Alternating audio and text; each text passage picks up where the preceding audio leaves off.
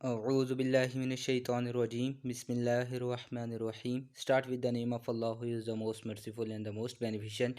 First of all, we do the repetition what we have discussed in the first lecture, in the introductory lecture of the vitamin. There are two types of the vitamin: water soluble vitamin and the fat soluble vitamin. Water soluble vitamin are those vitamins that are soluble in the water and do not store in the body except the vitamin B12, and some books even say the vitamin B9 stored. मैं उस book का नाम आपको बता देता हूँ। Vitamin B9 जो book कहती है कि वो स्टोर्ड होता है लीवर के अंदर। सारे विटामिन लीवर के अंदर ही प्राइमरीली स्टोर्ड होते हैं with a small amount store in the liver, in the lungs and kidneys. So बाकी बुक्स इसके ऊपर इत्तफाक करती हैं कि vitamin A D K E जो फैट सoluble विटामिन है और विटामिन B12 है वो स्टोर होता है लीवर के अंदर। लेकिन एक बुक है मुश्ताक वॉल्यूम 2, विटामिन्स वाला रीजन खोलेंगे तो वो वहाँ पे कहता है कि विटामिन B9 मेनली स्टोर्ड होता है लीवर के अंदर। सो ये भी एक हमारे पास रिकमेंडेड बुक की है। बेशक पाकिस्तानी ऑथर ने लिखी है, लेकिन उसने लिखा हुआ है कि विटामिन B9 स्टोर्ड होता है हमारे पास लीवर के अंदर। So most of the water soluble vitamins are do not stored in the body except the vitamin B12, which is stored in the liver, and the fat soluble vitamins stored in the liver. So water soluble vitamins include the vitamin B complex and the non B complex vitamins such as vitamin C or the ascorbic acid. Then we have the other category, fat soluble vitamin, vitamin A D K E. So today we will discuss the folic acid. Folic acid, another name for the folic acid is simply folate. It is also known as vitamin B9. So first of all, we discuss the chemistry of the folic acid. Folic acid consists of the three components. In its structure, when you see the structure, there is a three components. One is the pyridine ring, number second is the para-aminobenzoic acid, and the third component is the amino acid, no acetic amino acid known as the glutamate. So folic acid consists of the pyridine ring और the nucleus, para-aminobenzoic acid and the glutamate.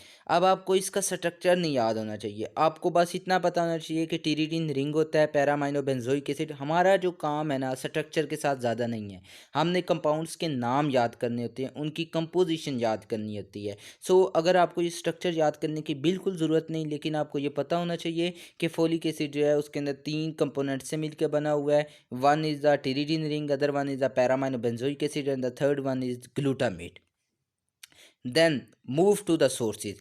Green leafy vegetables are the primarily source of the folic acid. So ये आपने याद रखना है कि जो बंदे सिर्फ नॉन वेजिटेरियन है, मतलब कि वो सिर्फ मीट इंटेक करते हैं, वेजिटेबल्स खाना पसंद नहीं करते, तो उनके अंदर फोलिक एसिड की डेफिशिएंसी होना बहुत ज़्यादा कॉमन है। सो what are the chief sources of the folic acid? Green leafy vegetables, pulses, eggs, liver are the chief sources, and among these four sources, green leafy vegetables are the chief sources of the folic acid.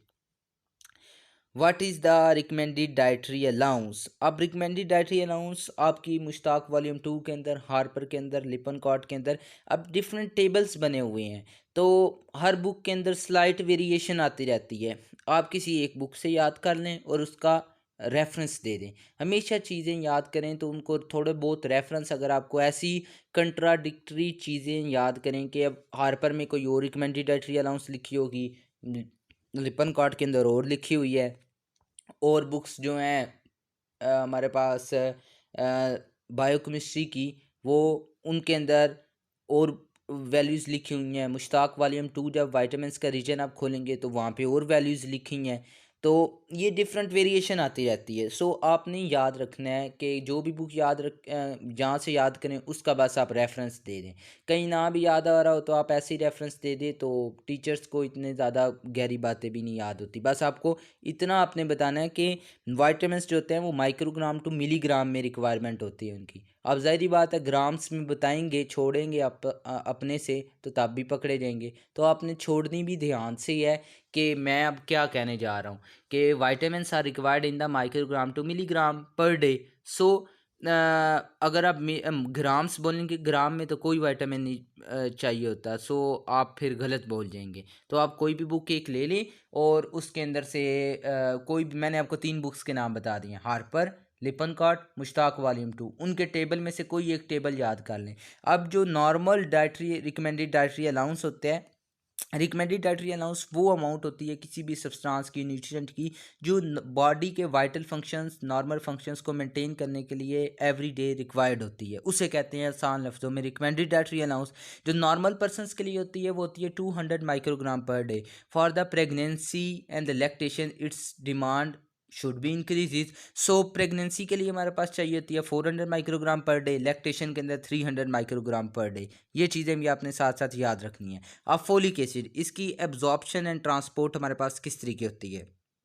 सबसे पहले ये जो होते हैं, इसके साथ ना folic acid के साथ पहले बहुत ज़्यादा हमारे पास ग्लूटामेट के रेजिड्यूज लगे होते हैं, इसलिए इसलिए इस कहते हैं पोलीग्लूटामेट के। पहले सबसे पहले इसके साथ क्या लगा होता है कि ग्लूटामेट के रेजिड्यूज जो होते हैं वो बहुत ज़्यादा लगे होते हैं। अब जब आता है क्या कहते हैं, ये इसकी अब्जॉर्प्शन और ट्रांसपोर्ट होने लगती है तो इसके अंदर से ग्लूटामेट रिमूव कर लिया जाता है, इसको कन्वर्ट कर दिया जाता है मोनोग्लूटामेट फॉर्म में। अब जैसे ही सेलुलर अपटेक होती है वो एक ग्लूटामेट भी निकाल दिया जाता है, इसको कन्वर्ट कर दिया जाता है टेट्रा हाइड्रोफोलिक एसिड के अंदर। अब tetrahydrofolic acid is the active form of the folic acid. अब active form of the folic acid, आपने याद रखना है कि फोलिक एसिड जो हम डाइट से लेते हैं, ये वाटर सॉल्युबल विटामिन जितने भी होते हैं ये स्मॉल इंटेस्टाइन में, स्मॉल इंटेस्टाइन के भी 3 पार्ट होते हैं, डिडिनम, जेजुनम एंड डाइलियम। मोस्टली डिडिनम और जेजुनम के अंदर इनकी बाय द डिफ्यूजन के ज़रिए अब्जॉर्प्शन हो जाती है वाटर सॉल्युबल विटामिन की प्राइमरीली। लेकिन क्या होता है, या तो डिफ्यूजन के ज़रिए या फैसिलिटेटेड डिफ्यूजन के ज़रिए इनकी एब्जॉर्प्शन हो जाती है, कि बिकॉज ये वाटर सॉल्युबल विटामिन हैं। सो फैसिलिटेटेड ट्रांसपोर्ट के मैकेनिज्म के ज़रिए इनकी एब्जॉर्प्शन हो जाती है। ज़्यादा इसके अंदर दिमाग खपाने की ज़रूरत नहीं, इनकी एब्जॉर्प्शन किस तरीके होती है। बस आपने इतना याद रखना है कि फैसिलिटेटिव मैकेनिज़म्स के ज़रिए इसकी चैनल्स होते हैं जो इसको फैसिलिटेशन प्रोवाइड करते हैं, और ल्यूमन ऑफ द इंटेस्टाइन से ये हमारे पास within the intestinal cell आ जाता है और वहाँ से फिर ब्लड में चले जाते हैं। लेकिन फोलिक एसिड ब्लड में जब जाता है तो ये चेंज हो जाता है टेट्रा हाइड्रोफोलिक एसिड में। टेट्रा हाइड्रोफोलिक एसिड भी कह सकते हैं और टेट्रा हाइड्रोफोलेट भी कह सकते हैं। फोलिक एसिड का दूसरा नाम पहले आपको बताया था फोलेट है, और टेट्रा हाइड्रोफोलेट, फोलेट जहाँ पे भी आए 8 ये एसिड को शो कर रहा होता है। तो टेट्रा हाइड्रोफोलिक एसिड या tetrahydrofolate is the active form of the folic acid. So अब ये बनती किस तरीके, हमने डाइट से तो लिया था फोलिक एसिड, लेकिन ये टेट्रा हाइड्रोफोलिक एसिड किस तरीके बना। अब इसके लिए यहाँ पे 2 चीज़ें चाहिए होती हैं, एक NADPH चाहिए होता है, रिड्यूसिंग इक्विवेलेंट है, और दूसरा हमारे पास चाहिए होता है डाईहाइड्रोफोलेट रिडक्टेज एंजाइम। ये देखें, ये तो हमारे पास ये टीरिडीन रिंग नज़र आ रहा है। अब ये तस्वीर दिखाने का क्या मकसद था, सबसे पहले कि आपको पता हो, आपने इसका स्ट्रक्चर नहीं याद करना लेकिन कंसेप्ट वाइज आपने चीज़ें याद करनी है। अब ये देखें टीरिडीन रिंग को गौर से देखें। अब यही टीरिडीन रिंग आगे जनाब लगाया हुआ है कि टीरिडीन रिंग के अंदर आप देखेंगे तो जहाँ पे क्या कहते हैं 5, 6 और 8 नंबर कार्बन के ऊपर देखें तो यहाँ पे नाइट्रोजन के ऊपर और कार्बन के ऊपर यहाँ पे हमारे पास क्या किया हुआ है कि यहाँ पे 4 हाइड्रोजन का एडिशन कर दिया। फोलिक एसिड में कोई देखें हाइड्रोजन इन नंबर के ऊपर, लेफ्ट वाली डायग्राम देखें तो कोई हाइड्रोजन नहीं लगा हुआ, लेकिन इधर राइट वाली में देखें तो 4 हाइड्रोजन लग गए हैं। अब 4 हाइड्रोजन किसने प्रोवाइड किए हैं, NADPH ने प्रोवाइड किए हैं। इंजाइम कौन सा रिस्पॉन्सिबल है, dihydrofolate reductase enzyme is responsible. तो फोलिक एसिड किस में चेंज हो गया, टेट्रा हाइड्रोफोलिक एसिड में चेंज हो गया। Tetrahydrofolate is the active form of the vitamin B9। Please remember and note this point, folic acid active नहीं होता, tetrahydrofolic acid active form होता है जो डिफरेंट ग्रुप्स को फिर कैरी करता है और 1 कार्बन ट्रांसफ़र मेटाबॉलिज्म में 1 कार्बन ट्रांसफ़र रिएक्शंस के अंदर इन्वॉल्व होता है। वो हम आगे जाके देखते हैं। यही बेसिक कंसेप्ट आपने डिवेलप करने हैं। अब बनता किस तरीके है कि मैंने आपको एंजाइम का नाम पहले बता दिया था कि डाई हाइड्रोफोलेट रिडक्टेज NADPH चाहिए होता है, वो अपना हाइड्रोजन दे के NADP के अंदर लीव कर जाता है, और क्या होता है कि सबसे पहले फोलिक एसिड जो है वो किस में कन्वर्ट हो जाता है, डाई हाइड्रोफोलेट में। यहाँ पे शो नहीं किया हुआ लेकिन विटामिन C की भी इन्वॉल्वमेंट होती है। अब आप जैसे जैसे विटामिन्स पढ़ते जाएंगे तब आपको पता लगेगा कि डिफरेंट विटामिन्स का आपस में भी इंटरेक्शन है।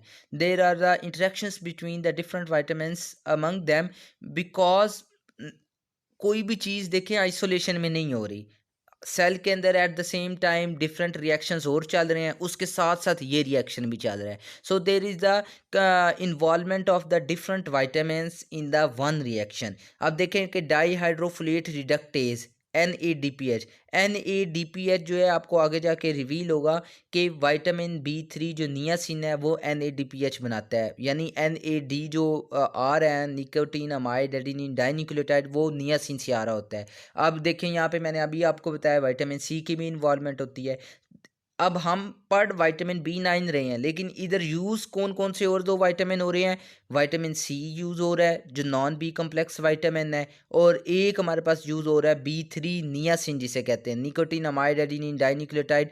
ये जो बनता है ये नियासिन से आ रहा होता है। सो देखें ये चीज़ें आपने लाजमी याद रखनी है कि कोई भी चीज़ आइसोलेशन में नहीं होती, मतलब तन्हाई में एक रिएक्शन कह दें कि सिर्फ यहाँ पे यही होगा, ऐसा काम नहीं होता। There is the involvement of the different vitamins and the different substances, enzymes in the same reaction or the pathway. So folic acid with the help of the enzyme known as the dihydrofolate reductase, it is converted into the first, it is converted into the dihydrofolate or the dihydrofolic acid.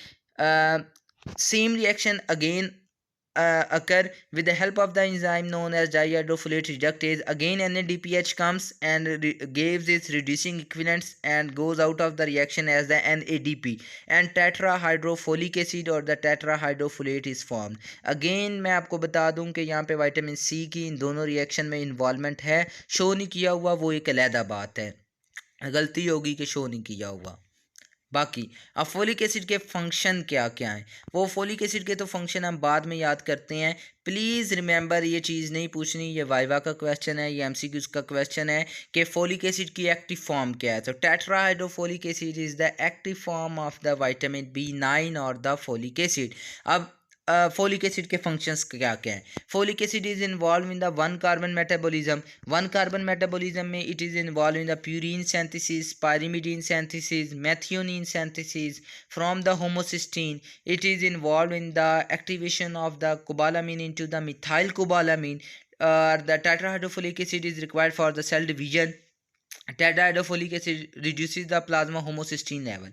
अब one carbon metabolism में कहाँ कहाँ पे involve है? अब ये जो tetrahydrofolic acid हमारे पास बन गया है ना, ये टेट्राहाइड्रोफोलिक एसिड डिफरेंट ग्रुप्स अपने साथ कैरी कर लेता है, और डिफरेंट ग्रुप्स को हमारे पास वन कार्बन ग्रुप को ट्रांसफ़र करता रहता है, इसे कहते हैं one carbon metabolism.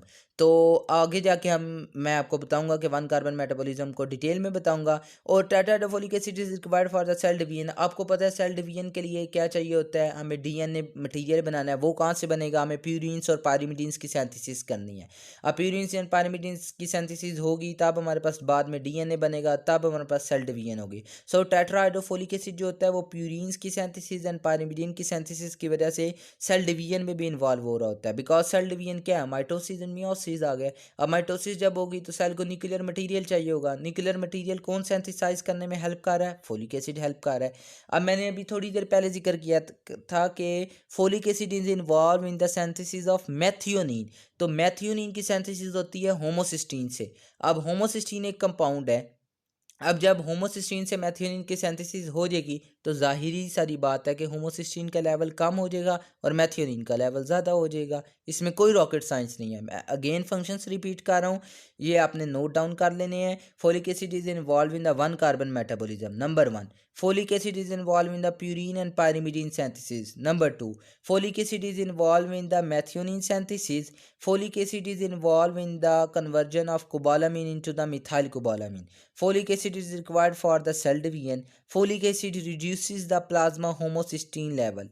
Folic acid reduces the risk for the atherosclerosis and the cardiovascular diseases. So देखिए कितने ज़्यादा फंक्शन हो गए हैं। अभी तो और भी इसके बहुत ज़्यादा फंक्शन है, बस अब 6 याद कर लें इस लेवल के ऊपर तो बहुत काफ़ी हैं। आप देखिए वन कार्बन कंपाउंड कौन कौन से हैं? ये सबसे ऊपर शो किया हुआ है, ये नीचे कार्बन डाइऑक्साइड शो किया हुआ है, फिर ये हमारे पास ऊपर आप जाएंगे तो मिथाइल ग्रुप शो किया हुआ है, मिथिनाइल ग्रुप शो किया हुआ है। ये डिफरेंट वन कार्बन कंपाउंड्स हैं जो यहाँ पे ये पर्पल के अंदर उन्होंने शो किए हुए हैं। CH3 है, CH2 है। अब देखें कि इनके अंदर डिफरेंट एटम्स होने की वजह से इनके नाम भी डिफरेंट है, वो आगे जाके आपको पता लगते हैं। लाइक आप देखें यहाँ पे फॉर्माइल ग्रुप है, मिथाइलिन ग्रुप है, मिथाइल ग्रुप है। तो ये ये जो देखेंगे CH3 जो है इसे हम कहते हैं मिथाइल ग्रुप। अब जाहिर बात है कि हम क्या कहेंगे, क्या कहते हैं, CH3 है उसको क्या कहेंगे, हम मिथाइल ग्रुप कहेंगे। फिर CH2 आ जाता है उसको, और CH को, और इन ग्रुप्स को हम मिथाइलिन और मिथिनाइल ग्रुप कहेंगे। अब CHO ये एल्डिहाइड ग्रुप आ गया। तो ये देखें डिफरेंट कंपाउंड्स की अरेंजमेंट होने की वजह से नाम्स भी ग्रुप के डिफरेंट हो जाते हैं। बहरहाल आपको इतना ज़्यादा याद करने की ज़रूरत नहीं, कंसेप्ट आपने बनाना है कि ये जो टेट्राहाइड्रोफोलेट है ये 1 कार्बन कंपाउंड्स को अपने साथ कैरी करता है। और आगे जाके आप देखेंगे कि 1 कार्बन कंपाउंड्स हमारे पास आते कहाँ कहाँ से हैं। अब 1 कार्बन कंपाउंड्स हमारे पास कहाँ कहाँ से आएंगे। अब ये जो कार्बन है ये फॉर्माइल ग्रुप वाला कार्बन भी हो सकता है, ये मिथाइलिन ग्रुप वाला कार्बन भी हो सकता है। बिल्कुल दरमियान में देखें, ये टेट्राहाइड्रोफोलेट को FH4 भी लिखते हैं। ये ऊपर देखें कि एब्रीवेशन उन्होंने लिखी भी हुई है। तो बिल्कुल यहाँ पे देखें टेट्राहाइड्रोफोलेट के साथ कार्बन लगा है। अब ये कार्बन फॉर्माइल ग्रुप का भी हो सकता है, ये मिथाइलिन ग्रुप का भी हो सकता है, ये मिथाइल ग्रुप का भी कार्बन हो सकता है। इन तीनों को मिला के हम कहते हैं 1 कार्बन पूल। तो ये हमारे पास आता कहाँ से है। मज़े की तो बात ये है कि ये जो हमारे पास 1 कार्बन कंपाउंड्स हैं ये आते कहाँ से हैं। ये हमारे पास डिफरेंट अमाइनो एसिड्स हैं, such as serine, glycine, histidine, formaldehyde, formate. ये अपना 1 कार्बन कंपाउंड जो होते हैं वो फोलिक एसिड को, टेट्राहाइड्रोफोलेट को दे देते हैं, और टेट्राहाइड्रोफोलेट को इसके एक्टिव फॉर्म में चेंज कर देते हैं। अब ये जो टेट्राहाइड्रोफोलेट है मैं आपको पहले ही बता चुका हूँ कि ये अपना जो 1 कार्बन कंपाउंड्स है उनको यूज़ करके डिफरेंट चीज़ों की सिंथेसिस में इन्वॉल्व होता है। देखें कि कौन कौन सी वो चीज़ें हैं, प्रोडक्ट्स में देख लें। तो उसने प्यूरिन्स का मैंने नाम लिया था, वो प्यूरिन्स भी आ गया। B12CH3 लिखा हुआ है, इसका मतलब है मिथाइल कोबालामिन की फॉर्मेशन में इन्वॉल्व आया गया। सीरीन की मैंने आपको बताया था कि it is involve in the synthesis of serine and glycine, तो उधर इन्वॉल्व आ गया। अब पायरीमिडीन है, एडिनिन एंड गुआनिन होती हैं प्यूरिन। पायरीमिडीन के अंदर हमारे पास थाइमीन आ जाती है। तो पायरीमिडीन नाइट्रोजिनस बेसिस हैं ये बेसिकली, कि प्यूरिन्स हमारे पास, प्यूरिन्स के अंदर कौन कौन सी बेसिस हैं, एडिनिन एंड गुआनिन। ये FSC का आपका नॉलेज है।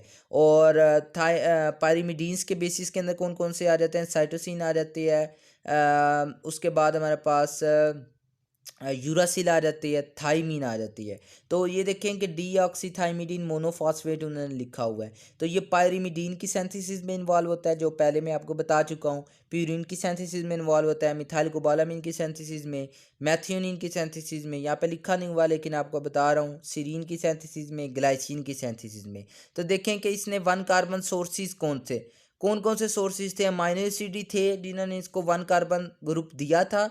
और टेट्राहाइड्रोफोलेट ने 1 कार्बन ट्रांसफ़र, 1 कार्बन रिसीव होने के बाद वो जो 1 कार्बन था उसको क्या किया, डिफरेंट प्रोडक्ट्स की प्रोडक्शन के अंदर उसको यूज़ कर लिया, और अगेन किसके अंदर कन्वर्ट हो गया, टेट्राहाइड्रोफोलेट में कन्वर्ट हो गया। कोई रॉकेट साइंस नहीं, सिंपली उसने 1 कार्बन रिसीव कहाँ से किया, डिफरेंट अमाइनो एसिड से रिसीव किया, और फिर 1 कार्बन अपने पास रखा नहीं बल्कि आगे उसको ट्रांसफ़र कर दिया डिफरेंट, क्या कहते हैं, प्रीकर्सर्स को, और प्रोडक्ट्स बन गए। ये सिंपल सारी बात है। मतलब किसी ने एक कार्बन उधार लिया, उधार लेके उसने अपने साथ अटैच कर दिया, उसको फिर दोबारा किसी और को उसने वापस कर दिया। ये सिंपल सारा मैकेनिज़्म है कि 1 कार्बन जो है वो उसने ले लिया टेट्राहाइड्रोफोलेट ने, और उसको फिर ट्रांसफ़र कर दिया डिफरेंट प्रीकर्सर्स को जब 1 कार्बन मिला तो प्रोडक्ट्स बन गए। जो टेट्राहाइड्रोफोलेट था वो वहाँ से दोबारा वापस रीजनरेट हो गया। ये इसी तरीके साइकिल चलता रहेगा। इस तस्वीर में ये एक्सप्लेन किया हुआ है। आगे आप देख लें, अब ये एक बुक है, उसका टेबल है हमारे पास। अब ये देखें कि सोर्स हमारे पास कौन कौन सा है, फॉर्मेट ग्रुप का कौन सा सोर्स है हमारे पास। और ये जो, यानी यहाँ पे जो सोर्सेज के टेबल में लिखा हुआ है यही वाली डायग्राम है जो पीछे बताया हुआ है।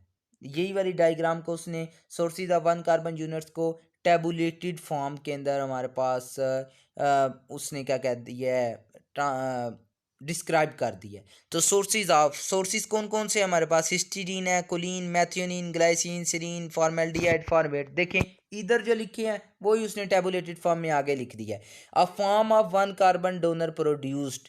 अब देखें जब ये एक्सेप्ट करता है ना, अभी देखें sources of one carbon unit, ये डायग्राम बहुत ज़्यादा सेल्फ एक्सप्लेनेटरी भी है और बहुत ज़्यादा इंपॉर्टेंट भी है।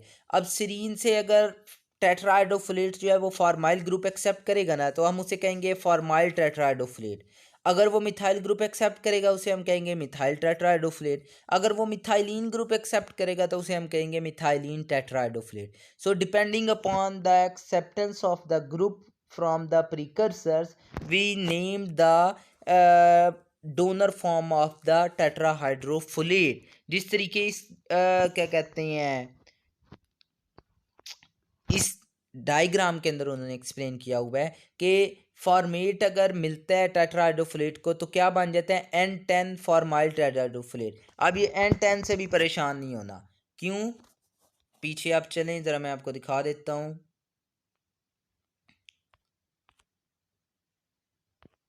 पूरी डायग्राम कहाँ पे है फोलिक एसिड, ये देखें। अब N5 के साथ अगर कोई ग्रुप लग जाएगा तो N5 हम पहले लिख देंगे, N10 के साथ कोई ग्रुप लग जाएगा तो N10, 9 ग्रुप के साथ लग जाएगा तो 9 लिख देंगे। सो इस तरीके ये कार्बन नंबर के ऊपर जो डिफरेंट कार्बन ग्रुप्स अटैच होते हैं उसी के लिहाज से हम उसको ना नाम दे देते हैं। तो ये N10, इसको रट्टा नहीं लगाना, बस आपने इसको याद रखना है कि कौन सा ग्रुप हमारे पास कहाँ पे है। देखें 10 पोजीशन के ऊपर फॉर्माइल ग्रुप अटैच हो गया तो उसे हमने कह दिया N10 फॉर्माइल टेट्राहाइड्रोफोलेट। फॉर्मेट ने अपना फॉर्माइल ग्रुप दिया था, वो अटैच कहाँ पे हुआ है, N10 कार्बन, N10 नाइट्रोजन के ऊपर, सॉरी। तो N10 नाइट्रोजन के ऊपर जब वो फॉर्माइल ग्रुप अटैच हुआ तो उस स्ट्रक्चर को हमने क्या कह दिया, टेट्राहाइड्रो, N10 फॉर्माइल टेट्राहाइड्रोफोलेट कह दिया। अब सीरीन ने अपना जब मिथाइलिन ग्रुप दिया वो कहाँ पे अटैच हुआ, N5 के ऊपर, यहाँ तो अटैच हो सकता है या N10 के ऊपर, तो उस स्ट्रक्चर को हम कहते हैं N5 N10 मिथाइलिन टेट्राहाइड्रोफोलेट। अब देखें कि ये जो आपके ज़हन में एक क्वेश्चन आता होगा यार कि अगर एक ही कार्बन है तो उसकी डिफरेंट फॉर्म्स अल्लाह सुब्हानहू तआला ने क्यों बनाई है। तो इसका कंसेप्ट आप समझ लें कि अब डिफरेंट फॉर्म्स डिफरेंट इंजाइम्स के लिए स्पेसिफिक होती हैं और डिफरेंट रिएक्शंस में इन्वॉल्व होती हैं। मतलब मैं आपको अगर एग्जांपल देना चाहूँ, ये बहुत ज़्यादा इंपॉर्टेंट बात है कि N10 फॉर्माइल टेट्राहाइड्रोफोलेट जो है ना वो प्यूरिन के लिए सिर्फ प्रीकर्सर है और वो बॉडी में कहीं नहीं इस्तेमाल होगा। यानी ये जो N10 फॉर्माइल फॉर्माइल ग्रुप जो ट्रांसफ़र होगा ना, ये सिर्फ प्यूरिन के जो सिंथेसिस के रिलेटेड एंजाइम्स है ना वहाँ पे स्पेसिफिकली ट्रांसफ़र होगा और फाइनल प्रोडक्ट क्या बनेगा, प्यूरिन बनेगा। सिमिलर टू डैट अगर आपको पता लगे ये दूसरा देख लें N5 N10 मिथाइलिन टेट्राहाइड्रोफोलेट। अब इसके दो पाथवे हैं, या तो ये क्या कहते हैं पायरीमिडीन की सिंथेसिस में इन्वॉल्व हो सकता है, या ग्लाइसिन की सिंथेसिस में इन्वॉल्व हो सकता है, या सीरीन की सिंथेसिस में। सो अब देखें कि ये फॉर्म इन चीज़ों के अलावा और किसी की चीज़ के अंदर सिंथेसिस में इन्वॉल्व नहीं हो सकती। थर्ड वन पे देखें क्या चीज़ है, N5 मिथाइल टेट्राहाइड्रोफोलेट है। अब N5 मिथाइल टेट्राहाइड्रोफोलेट को देखें तो ये सिर्फ विटामिन B12 जो कोबालामीन होता है उसको मिथाइल कोबालामीन के अंदर कन्वर्ट करने के लिए रिस्पॉन्सिबल होता है, सिर्फ इस फॉर्म का ये काम है। सो आपने यहाँ पे कंसेप्ट डेवलप करना है कि डिफरेंट जो ग्रुप्स हैं वो डिफरेंट रिएक्शंस के अंदर इन्वॉल्व होते हैं और हर जो ग्रुप है कार्बन ग्रुप है, one carbon group different sources से आता है, one carbon group different reactions के अंदर जाता है और वो डिफरेंट प्रोडक्ट्स की सिंथेसिस में इन्वॉल्व होता है और हर ग्रुप जो होता है वो स्पेसिफिक ही पाथवे में जाता है। मतलब ये जो N5 तीसरे नंबर पे आई, N5 मिथाइल टेट्राहाइड्रोफोलेट लिखा हुआ है, ये सिर्फ विटामिन B12 को कोबालामीन को मिथाइल कोबालामीन की फॉर्म में कन्वर्ट करने के अंदर रिस्पॉन्सिबल होता है। सो ये बात आपने ज़हन नशीन कर लेनी है कि अल्लाह सुब्हानहू तआला ने different groups one carbon groups को किसी को मिथाइल ग्रुप में बना दिया, किसी को मिथाइलिन ग्रुप में बना दिया, किसी को फॉर्माइल ग्रुप में बना दिए। तो ऐसा क्यों किया अल्लाह सुब्हानहू तआला ने, because different forms are required in the synthesis of the different compounds. So Allah सुब्हानहू तआला created different forms of the one carbon metabolism. One carbon metabolism में डिफरेंट ग्रुप्स क्रिएट कर दिए अल्लाह सुब्हानहू तआला ने, ताकि आगे जो फाइनल प्रोडक्ट बनना है वो हमारे पास क्या हो कि फाइनल प्रोडक्ट जो है हमारे पास वो डिफरेंट उसके अंदर, क्योंकि ज़ाहिरी बात है कि प्यूरिन की सिंथेसिस के एंजाइम्स पायरिमिडीन्स तो नहीं बनाएंगे, प्यूरिन्स ही बनाएंगे। तो प्यूरिन्स के रिलेटेड जो एंजाइम्स हैं वो सिर्फ N10 फॉर्माइल टेट्राहाइड्रोफोलेट को ही एज अ को एंजाइम एक्सेप्ट करते हैं। सो ये फॉर्म सिर्फ प्यूरिन की सिंथेसिस में ही इन्वॉल्व होगी और कहीं भी इन्वॉल्व नहीं होगी। आगे चलते हैं। अब ये कम्प्लेक्स डायग्राम है, इसको 2-4 हिस्सों में हम तोड़ लेते हैं। सबसे पहले देखें, ये ही क्या कहते हैं डायग्राम जो है इसको आगे उसने एक्सप्लेन कर दिया है किसके अंदर, रिएक्शंस की फॉर्म के अंदर। सबसे पहले देखें ब्लैक के अंदर, ये ऊपर जो शो किया हुआ है। अब अगर इधर चलो भाई हम इधर चले जाते हैं। ये फोलिक एसिड है, डाइट से लिया हमने, जैसे ही सर्कुलेशन में आया एब्जॉर्ब होकर ब्लड में, ये चेंज हो गया डाईहाइड्रोफोलिक एसिड में। अब डाईहाइड्रोफोलिक एसिड किस में चेंज हो गया, टेट्राहाइड्रोफोलिक एसिड में। ये तो आपको पहले का ही पता है। अब देखें हम चले जाते हैं जनाब लेफ़्ट साइड पे चले जाते हैं। अब लेफ़्ट साइड पे क्या होता है कि हमारे पास टेट्राहाइड्रोफोलेट जो है वो एक ग्रुप होता है मिथाइलिन ग्रुप, वो एक्सेप्ट करता है सीरीन से। सीरीन जो है वो अपना मिथाइलिन ग्रुप देता है और ग्लाइसिन के अंदर चेंज हो जाता है। अब ये जो मिथाइलिन ग्रुप है ये टेट्राहाइड्रोफोलेट के N5 नाइट्रोजन और N10 के ऊपर जाके अटैच होता है, तो रिजल्टिंग कंपाउंड क्या बन जाता है, N5N10 मिथाइलिन टेट्राहाइड्रोफोलेट। ठीक है, ये वाइट के अंदर लिखा हुआ है, आपको नज़र नहीं आ रहा लेकिन मुझे नज़र आ रहा है। ये टेट्राहाइड्रोफोलेट जो है F भी लिखा हुआ है, ये यहाँ पे F मिसिंग नहीं है, वाइट बैकग्राउंड होने की वजह से F लिखा हुआ है लेकिन नज़र नहीं आ रहा। सो अगेन फोलिक एसिड था डाइट में सॉरी, ये जब सर्कुलेशन में आ गया तो चेंज हो गया डाईहाइड्रोफोलिक एसिड में, फिर बाद में ये चेंज हो गया टेट्राहाइड्रोफोलिक एसिड में। ये तो आपको पता है नॉर्मली रिक्वायरमेंट होती है एक्टिवेशन के लिए, टेट्राहाइड्रोफोलिक एसिड ही एक्टिव फॉर्म है। अब देखें टेट्राहाइड्रोफोलिक एसिड ने मिथाइलिन ग्रुप एक्सेप्ट कहाँ से किया, सीरीन से। सीरीन से एक्सेप्ट किया तो सीरीन ने जब अपना मिथाइलिन ग्रुप दे दिया वो किस में चेंज हो गई, ग्लाइसिन में। अब मिथाइलिन ग्रुप एक्सेप्ट कर लिया टेट्राहाइड्रोफोलेट ने, वो मिथाइलिन ग्रुप उसके साथ हवा में तो अटैच नहीं ना होगा, कहीं ना कहीं तो जाके उसका इंट्रैक्शन होगा। वो पीछे मैंने आपको टीरिडीन रिंग का न्यूक्लियस दिखा दिया था, वहाँ पे नाइट्रोजन्स भी दिखाए थे। तो उन नाइट्रोजन में से जो 5वें नंबर का नाइट्रोजन और 10वें नंबर का नाइट्रोजन है, वहाँ पे ये methylene group attach to the N5 nitrogen and N10 nitrogen. So the resulting structure is known as N5N10 methylene tetrahydrofolate. कोई भी चीज़ अल्लाह सुब्हानहू तआला ने बगैर मकसद के नहीं पैदा की। अब ये N5N10 मिथाइलिन टेट्राहाइड्रोफोलेट फॉर्म बनाने का मकसद क्या था अल्लाह सुब्हानहू तआला का, अल्लाह सुब्हानहू तआला ने इस फॉर्म को यूज़ करते हुए क्या किया कि डी ऑक्सी यूरिडीन मोनोफॉस्फेट, ये जो DUMP लिखा हुआ है, इससे हमारे पास क्या चीज़ सिंथेसिस करवा ली अल्लाह सुब्हानहू तआला ने। ये मिथाइलिन ग्रुप जो है ये मिथाइलिन टेट्राहाइड्रोफोलेट से ट्रांसफ़र हो जाता है डीऑक्सी यूरिडीन मोनोफॉस्फेट। यहाँ पे इंजाइम का नाम नहीं लिखा हुआ लेकिन इंजाइम का नाम है थाइमिडाइलेट सिंथेज, ये साथ साथ नोट डाउन करते जाइए। डीऑक्सी यूरिडीन मोनोफॉस्फेट जो है यहाँ पे एक इंजाइम होता है थाइमिडाइलेट सिंथेज। ये मैंने आपको कहा था ना कि जो फोलिक एसिड है ये किसकी सिंथेसिस में इन्वॉल्व होता है, प्यूरिन्स की सिंथेसिस में भी और पायरिमिडीन्स की सिंथेसिस में इन्वॉल्व होता है।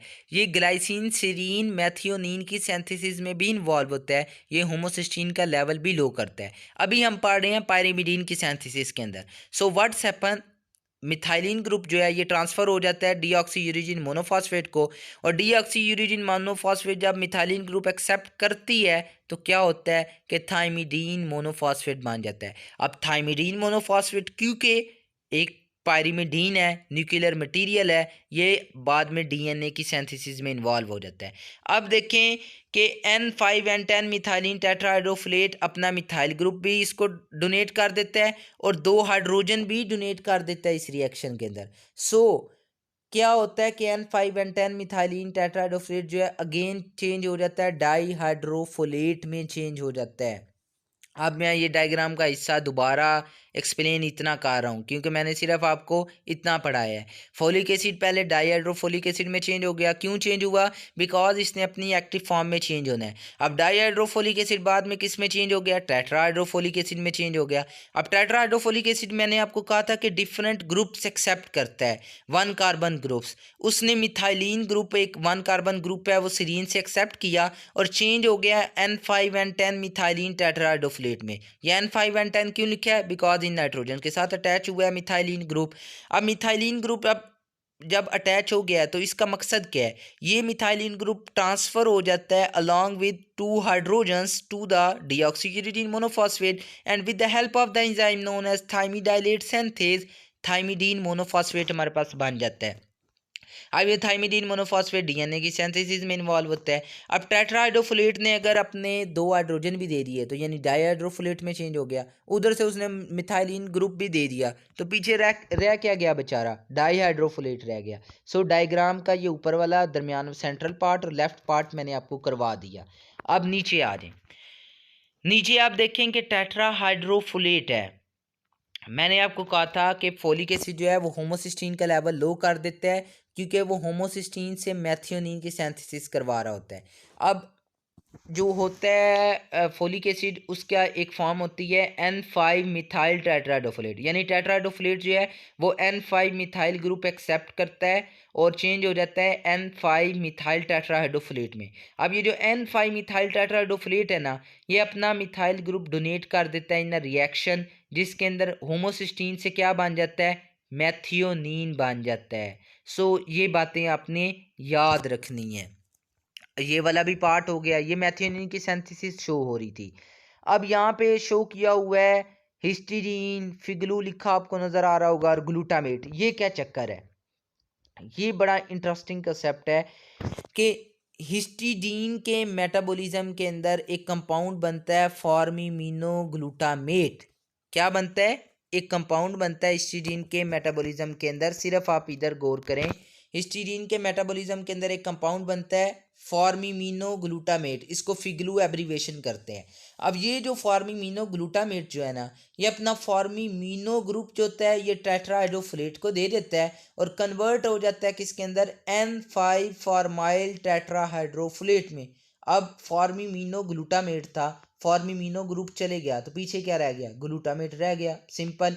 अब ये जो N5 फॉर्माइल टेट्राहाइड्रोफोलेट बना था, ये किस में इन्वॉल्व होता है? प्यूरीन के सिंथेसिस में इन्वॉल्व होता है। और प्यूरीन से आपको बाद में पता है कि प्यूरीन डीएनए और आरएनए दोनों में होती है, तो डीएनए और आरएनए बन जाता है। अब इस डायग्राम को पूरा देखें। देखिए, इस डायग्राम के मैंने हिस्से कर दिए, पार्ट्स कर दिए थे। पार्ट्स करके आपको बताया कि थाइमिडीन की सिंथेसिस में भी फोलिक एसिड इन्वॉल्व है, फोलिक एसिड प्यूरिन की सिंथेसिस में भी इन्वॉल्व है, फोलिक एसिड हिस्टीडीन के मेटाबॉलिज्म में भी इन्वॉल्व है, फोलिक एसिड होमोसिस्टीन का लेवल लो करता है और होमोसिस्टीन को कन्वर्ट कर देता है मैथियोनिन में। इस डायग्राम में ये उसने दिखाया हुआ है। अब ये आपको समझ आ गई है डायग्राम। अब हम आगे चलते हैं। अब फोलिक एसिड की डेफिशिएंसी, ये तो फंक्शंस थे कि फोलिक एसिड कहाँ कहाँ पे इन्वॉल्व है। मैं आपको सिंपल वर्डिंग में लिखवा रहा हूँ, आप लिख लें, आपके पेपर में काम आएगा। Folic acid is involve in the synthesis of purine, number 1। Folic acid is involve in the synthesis of histidine, folic acid is involve in the metabolism of histidine, number 2। Folic acid is involved in the synthesis of methionine. Number 3. Folic acid is involved in the synthesis of pyrimidine, deoxythymidine monophosphate. Number 4. Number 5. Folic acid is in lowers the homocysteine level. Folic acid is involved in the synthesis of methionine. Folic acid reduces the risk of neural tube defect. Folic acid reduces the risk for the atherosclerosis and the cardiovascular diseases. So देखें कितने ज़्यादा हमारे पास हो गए हैं folic acid के function. Folic acid is also involve in the interconversion of the glycine and serine. So ये कितने ज़्यादा फंक्शन है जो हमारे पास फोलिक एसिड परफॉर्म करता है। एक और मुझे याद आ गया है कि folic acid is also involve in the conversion of cobalamin into the methyl cobalamin. अब ये मिथाइल विटामिन B12 जो होता है, यानी मिथाइल कोबालामीन, ये भी इन्वॉल्व होता है मैथियोनिन की सिंथेसिस में फ्रॉम होमोसिस्टीन। ये भी आपने याद रखना है। अब आगे चलते हैं। अगर फोलिक एसिड की डेफिशिएंसी हो जाए तब हमारे पास क्या होगा, खुद ही अंदाज़ा कीजिए। फोलिक एसिड की डेफिशिएंसी होगी तब हमारे पास क्या होगा, ये हमारे पास अपने ज़हनों में बैठा लीजिए। ये बहुत इंपॉर्टेंट स्लाइड है, बहुत इंपॉर्टेंट स्लाइड है कि फोलिक एसिड की डेफिशिएंसी के अभी आप देख रहे थे कि फोलिक एसिड प्यूरिन और पायरिमिडीन की सिंथेसिस में इन्वॉल्व है। अगर देखिए प्यूरिन और पायरिमिडीन नहीं बनेंगे, न्यूक्लियर मटेरियल नहीं बनेगा, तो माइटोसिस के अंदर जब सेल डिवाइड करते हैं तो न्यूक्लियर मटेरियल भी यानी नया डीएनए सिंथेसाइज होता है, फिर उसकी नया एक जो नए सेल्स बन रहे होते हैं उनको न्यूक्लियर मटेरियल चाहिए होता है। तो सेल्स को न्यूक्लियर मटेरियल नहीं मिलेगा तो सेल्स डिवाइड होंगे? The answer is no. Cells जब डिवाइड नहीं होंगे, आरबीसीज डिवाइड नहीं होंगे, बनेंगे नहीं, तो उस कंडीशन को हम कहते हैं अनीमिया। अब मैगलोब्लास्टिक अनीमिया क्यों होगा? बिकॉज फोलिक एसिड जो है वो प्यूरिन एंड पायरिमिडीन्स की सिंथेसिस में तो इन्वॉल्व था। अब फोलिक एसिड की डेफिशिएंसी हुई तो वो फोलिक एसिड जो है वो क्या करेगा कि नया जेनेटिक मटेरियल नहीं बनेगा, बनाएगा, लेकिन पुराने जेनेटिक मटेरियल से तो प्रोटीन्स बन रही हैं। अब एक ही सेल के अंदर जब ज़्यादा सारी प्रोटीन अकोमुलेट होंगी तो वो सेल की शेप को अल्टर कर देंगे, जिसकी वजह से हम उसे कहते हैं मैगलोब्लास्टिक शेप हो जाती है सेल की। इसलिए इस कंडीशन को कहते हैं मैगलोब्लास्टिक एनीमिया। सीबीसी जब आप पेशेंट की कराते हैं, अब सीबीसी क्या है? सीबीसी कहते हैं कंप्लीट ब्लड काउंट। इसके अंदर डिफरेंट टेस्ट आते हैं। एक टेस्ट होता है इसके अंदर MCV, mean corpuscular volume. Normal value होती है उसकी किसी भी आरबीसी का, एक जो नॉर्मल वॉल्यूम होता है मीन कार्पस्कुलर वॉल्यूम, उसे कहते हैं एमसीवी। अब नॉर्मल वैल्यू होती है उसकी 77 टू 96 फेम्टोलीटर, लेकिन आपकी लिपन कॉर्ड कहती है कि 60 टू 100 फेम्टोलीटर नॉर्मल हमारे पास वैल्यू आ जाती है। लेकिन अगर ये अबव 96 फेम्टोलीटर हो या अबव 100 हो तो उस कंडीशन में हम कहते हैं कि पेशेंट को ना मैगलोब्लास्टिक एनीमिया डेवलप है। पेरिफेरल ब्लड पिक्चर भी हम करवा सकते हैं आरबीसीज की शेप देखने के अंदर कि क्या इसके अंदर अब नॉर्मेलिटी है। नंबर 1 मैगलोब्लास्टिक एनीमिया आपको मैंने बता दिया। अब neural tube defects such as spina bifida is the most common neural tube defect which occurs in the folic acid deficiency. सो ये आगे जाके जो प्रेग्नेंट फीमेल्स होती हैं ना, फर्स्ट ट्राइमेस्टर के अंदर आपको पता है ऑर्गन्स की डेवलपमेंट होती है। तो फोलिक एसिड के डेफिशिएंट फीमेल्स जो होती हैं, अगर वो प्रेगनेंसी उनके अंदर डेवलप हो जाए और वो फोलिक एसिड फिर भी उनके अंदर डेफिशिएंट रहे, तो जो न्यू बॉर्न होगा उसके अंदर एक न्यूरल ट्यूब डिफेक्ट्स होंगे। तो न्यूरल ट्यूब डिफेक्ट्स के अंदर स्पाइना बिफिडा होता है और एन कैफेली। तो ये दो न्यूरल ट्यूब डिफेक्ट्स हैं, लेकिन स्पाइना बिफिडा मोस्ट कॉमन होता है फोलिक एसिड की डेफिशिएंसी के अंदर। फिर हाइपर होमोसिस्टीनीमिया। तो अभी मैंने आप देखे कितना आसान है कि होमोसिस्टीन जो है वो मैथियोनिन की सिंथेसिस में इन्वॉल्व हो रहा था through the involvement of the vitamin B9 and vitamin B12।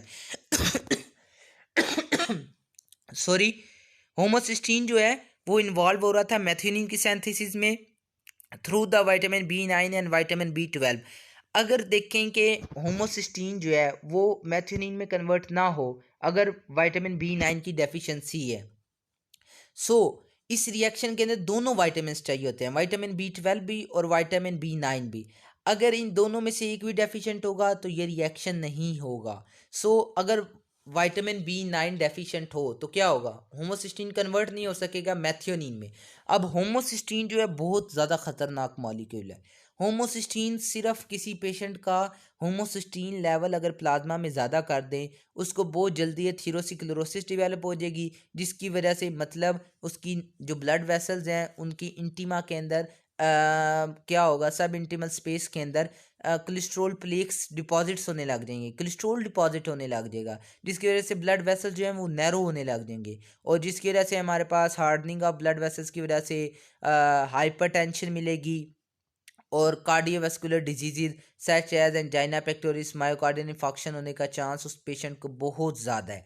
सो एक होमोसिस्टीन इतना ज़्यादा खतरनाक मॉलिक्यूल है, तो अल्लाह सुब्हान ताला ने इसको ख़तरनाक हार्मफुल तो बनाया ही बनाया, उसके साथ साथ फिर देखें कि इसको हार्मलेस बनाने के लिए अल्लाह सुब्हान ताला ने विटामिन B9 और विटामिन B12 दे दिए कि इसको कन्वर्ट कर दिया जाए मैथियोनिन में। तो नॉर्मली हमारे पास आम पेशेंट के अंदर आम पर्सन के अंदर ये कुछ भी नहीं हार्मफुल इफेक्ट प्रोड्यूस करता होमोसिस्टीन। लेकिन जब विटामिन B9 डेफिशिएंट हो जाएगा देन ऑब्वियसली होमोसिस्टीन अकामुलेट होता रहेगा होता रहेगा होता रहेगा, तो क्या होगा कि होमोसिस्टीन का लेवल ब्लड में ज़्यादा हो जाएगा। तो इस कंडीशन को हम कहते हैं हाइपर मतलब ज़्यादा, होमोसिस्टीनीमिया, होमोसिस्टीन यानी हाइपर ज़्यादा, होमोसिस्टीन मतलब होमोसिस्टीन, नीमिया कहते हैं ब्लड को। हाइपर होमोसिस्टीनीमिया का मतलब है कि होमोसिस्टीन का लेवल जो है वो ब्लड में ज़्यादा हो जाएगा। ऑब्वियसली मैंने आपको रीज़न बता दिया क्यों ज़्यादा होगा फोलिक एसिड डेफिशिएंसी में। Accumulation and excretion of the FIGLU in the urine. अब इस डायग्राम का ये हिस्सा देखिए, मैंने आपको कहा था कि हिस्टीडीन के मेटाबॉलिज्म में फोलिक एसिड इन्वॉल्व है। अब फोलिक एसिड देखें कि फोलिक हिस्टीडीन के मेटाबॉलिज्म में एक कंपाउंड बनता है फॉर्मिमिनोग्लूटामेट। अब फॉर्मिमिनोग्लूटामेट जो है ना, इसका बॉडी में कोई फंक्शन नहीं, ठीक है। इसको कान दोनों खो listen with both ear open. So histidine in the histidine metabolism formiminoglutamate is formed, and formimino-glutamate do not have any function in the body except formimino-glutamate donates its formimino group to the tetrahydrofolate and form the N5 formyl tetrahydrofolate. यानी मैं बात ये करना चाह रहा हूँ कि फॉर्मिमिनोग्लूटामेट जो है इसका बॉडी में कोई फंक्शन नहीं, लेकिन एक फंक्शन है, ये अपना फॉर्मिमिनो ग्रुप जो है वो टेट्राहाइड्रोफोलेट को दे देता है और उससे कन्वर्ट कर देता है N5 फॉर्माइल टेट्राहाइड्रोफोलेट में। अब फ़र्ज़ करें इस रिएक्शन के अंदर जो होता है वो टेट्राहाइड्रोफोलेट की प्रेजेंस होना लाजमी है। मतलब अगर टेट्राहाइड्रोफोलेट मौजूद नहीं होगा तो फॉर्मिमिनो ग्रुप फरिश्ते तो एक्सेप्ट नहीं ना करेंगे, टेट्राहाइड्रोफोलेट ही एक्सेप्ट करेगा। तो टेट्राहाइड्रोफोलेट की जब डेफिशिएंसी होगी तो फॉर्मिमिनो ग्रुप कोई चीज़ एक्सेप्ट नहीं करेगी, तो ये जो फिगलू है ये कमुलेट होने लग जाएगा। अब फिगलू ब्लड में जब कमुलेट होगा, इसका लेवल ज़्यादा होगा, तो ज़ाहिरी बात है किडनीज़ को पता लगेगा यार ये मेरे काम का सब्सटेंस नहीं है, तो किडनी जो है वो उसको स्क्रीशन कर देगा यूरिन के अंदर। सो फोलिक एसिड की डेफिशिएंसी के अंदर फिगलू टेस्ट हम कराते हैं। इस टेस्ट का भी नाम है फिगलू टेस्ट के फॉर्मिमिनोग्लूटामेट का लेवल प्लाज्मा में भी और यूरिन के अंदर ज़्यादा होता है। इसके अंदर करते क्या है, बड़े इंटरेस्टिंग है कि पेशेंट को हिस्टीडीन दे देते हैं ज़्यादा डोजेस के अंदर। हिस्टीडीन जो है ज़ाहिरी बात है फॉर्मिमिनोग्लूटामेट बनाएगा ही बनाएगा। अब फॉर्मिमिनोग्लूटामेट जब बनेगा, अगर फोलिक एसिड डेफिशिएंसी है पेशेंट को, तो ज़ाहिरी बात है कि उसके यूरिन के अंदर फॉर्मिमिनोग्लूटामेट आने लग जाएगा, बिकॉज उसका नॉर्मल एक्सेप्टर डेफिशिएंट होगा। लेकिन अगर पेशेंट के अंदर फॉलिक एसिड डेफिशिएंसी नहीं है तो फॉर्मिमिनोग्लूटामेट जो है वो ग्लूटामेट में कन्वर्ट हो जाएगा और अपना जो फॉर्मिमिनो ग्रुप है वो किसको दे देगा, टेट्राहाइड्रोफोलेट को दे देगा। तो क्या बना देगा हमारे पास N5 फॉर्माइल टेट्राहाइड्रोफोलेट। लेकिन अगर डेफिशिएंसी है टेट्राहाइड्रोफोलेट की या फोलिक एसिड की, तो ये जो फॉर्मिमिनो ग्रुप है ये टेट्राहाइड्रोफोलेट को कौन एक्सेप्ट करेगा, जब उसका एक्सेप्टर ही डेफिशिएंट है तो ये बॉडी में कमुलेट होगा और फिर इवेंचुअली यूरिन में आ जाएगा। सो किसी पेशेंट का अगर यूरिन का फिगलू टेस्ट पॉजिटिव हो तब हम कहते हैं कि ये कंफर्मेटरी डायग्नोसिस है, इसके अंदर क्या है हमारे पास फोलिक एसिड डेफिशिएंसी है। याद रखिएगा कि मैगलोब्लास्टिक एनीमिया दो वजह से ही होता है, यहाँ तो विटामिन B9 डेफिशिएंसी है मतलब फोलिक एसिड डेफिशिएंसी, यहाँ vitamin B12 deficiency means cobalamin deficiency. So हमने रूल आउट करना होता है कि फोलिक एसिड डेफिशिएंसी आया, फोलिक एसिड डेफिशिएंसी है या विटामिन B12 डेफिशिएंसी है। तो मैगलोब्लास्टिक एनीमिया CBC आपने कराई तो आपको पता लग गया यार मीन कॉर्पस्कुलर वॉल्यूम ज़्यादा है, 96 फेम्टोलीटर से ज़्यादा है या 100 फेम्टोलीटर से ज़्यादा है। आपको पता लग गया पेरिफेरल ब्लड प्रेशर कराई, आपको पता लग गया कि इस पेशेंट के अंदर क्या है, मैगलोब्लास्टिक एनीमिया है। लेकिन अब आपको पता लगा, आप अच्छे स्टूडेंट थे, आपने याद किया हुआ था फर्स्ट ईयर में कि मैगलोब्लास्टिक एनीमिया इट इधर develop may be due to the folic acid deficiency और due to the vitamin B12 deficiency और the deficiency of both vitamin. तो अब आप देखेंगे कि यार अब मैं इसको क्या चीज़ दूं, अब मैं क्या करूं, मुझे पता नहीं लग रहा कि विटामिन B9 डेफिशिएंसी है या विटामिन B12 डेफिशिएंसी। तब आप उस पेशेंट का फिगलू टेस्ट करवा लें। अगर उसका फिगलू टेस्ट मतलब फॉर्मिमिनोग्लूटामेट टेस्ट जो है वो पॉजिटिव है, मतलब कि अगर फॉर्मिमिनोग्लूटामेट यूरिन के अंदर आ रहा है तो कन्फर्मेटरी डायग्नोसिस है कि विटामिन B9 जो फार्मिमिनोग्लूटामेट है या नहीं, विटामिन B9 जो फोलिक एसिड है वो हमारे पास डेफिशिएंट है। विटामिन B12 के अंदर एक तो मेगालोब्लास्टिक अनीमिया के साथ साथ ये भी आप, मैं पढ़ा नहीं रहा विटामिन B12, लेकिन डिफरेंशियल डायग्नोसिस बात आ गई है तो मैं आपको बता रहा हूँ कि विटामिन B12 के अंदर कोबालामिन की डेफिशिएंसी में मेगालोब्लास्टिक अनीमिया के साथ साथ क्या एक सिम्टम मिलता है, उसके अंदर सेंट्रल नर्वस सिस्टम के रिलेटेड सिम्टम्स मिलते हैं। लेकिन फॉलिक एसिड की डेफिशिएंसी में सिर्फ मेगालोब्लास्टिक अनीमिया ही मिलता है। और विटामिन B12 की डेफिशिएंसी के अंदर ज़ाहिरी बात है कि मेगालोब्लास्टिक अनीमिया तो होगा लेकिन फिगलू टेस्ट नेगेटिव होगा, नंबर एक बात। उसके अंदर एक और कंपाउंड होता है जो यूरिन के अंदर आने लग जाता है, उसको कहते हैं मिथाइल मेलोनोइक एसिड। तो उस कंडीशन का नाम होता है मिथाइल मेलोनोइक एसिड यूरिया। जब मैं विटामिन B12 पढ़ाऊंगा तब आपको सही समझ आएगी कि मैं क्या बातें कर रहा हूँ। अभी सिर्फ आप ये याद रखें कि मेगालोब्लास्टिक अनीमिया B9 की डेफिशिएंसी की वजह से, फोलिक एसिड की डेफिशिएंसी की वजह से भी होता है, विटामिन B12 की डेफिशिएंसी की वजह से भी होता है, या दोनों की डेफिशिएंसी की वजह से हो सकता है। लेकिन याद ये रखने वाली बात है कि अगर हम देखना चाहते हैं कि इसके अंदर विटामिन B9 डेफिशिएंट है या विटामिन B12 डेफिशिएंट, तो फिगलू टेस्ट आप ऑर्डर कर दें। अगर फिगलू टेस्ट के अंदर फार्मिमिनोग्लूटामेट यूरिन के अंदर आ जाता है, इसका मतलब है फिगलू टेस्ट पॉजिटिव है, तो इस पेशेंट को कंफर्म है कि हमारे पास क्या है, फोलिक एसिड डेफिशिएंट है। आज देखें ये नॉर्मल बोन मैरो आपको लेफ्ट पे दिखाया है। अब मेगालोब्लास्टिक अनीमिया के अंदर पेरिफेरल ब्लड पिक्चर या बोन मैरो की जब पिक्चर ली जाती है, इस तरीके के सेल्स जो होते हैं वो इस तरीके के नज़र आते हैं। इस जो शेप होती है आरबीसी को, इसे हम कहते हैं मेगालोब्लास्टिक शेप। तो इसके अंदर एक तो सेल्स का साइज़ देखें बहुत ज़्यादा बढ़ गया है, और इसके अंदर देखें स्टेन भी ज़्यादा ले रहा है। इस कंडीशन को हम कहते हैं मेगालोब्लास्टिक अनीमिया। और ये नॉर्मल बोन मैरो की तस्वीर है लेफ़्ट के ऊपर, और मेगालोब्लास्टिक बोन मैरो देखेंगे आप तो उसके अंदर देखें पिक्चर आपको कैसी मिल रही है। ये देखें ये कौन सी कंडीशन है। अब ये न्यू बॉर्न है, ये हमारे पास डिलीवर हुआ है, तो इस कंडीशन का नाम है स्पाइना बिफिडा। ये आप एम्ब्रियोलॉजी में पढ़ेंगे ये क्यों होती है। मैंने आपको बता ही दिया, ये फोलिक एसिड जो मदर्स जिनके अंदर हमारे पास फोलिक एसिड की डेफिशिएंसी होती है, वो अपनी डाइट का ख्याल during pregnancy and especially during the first trimester of the pregnancy, if the pregnant woman don't care about her health, then what happens is fetus have the congenital abnormalities known as the spina bifida, और एनेनकेफेली भी develop हो सकती है, लेकिन spina bifida most common develop होता है।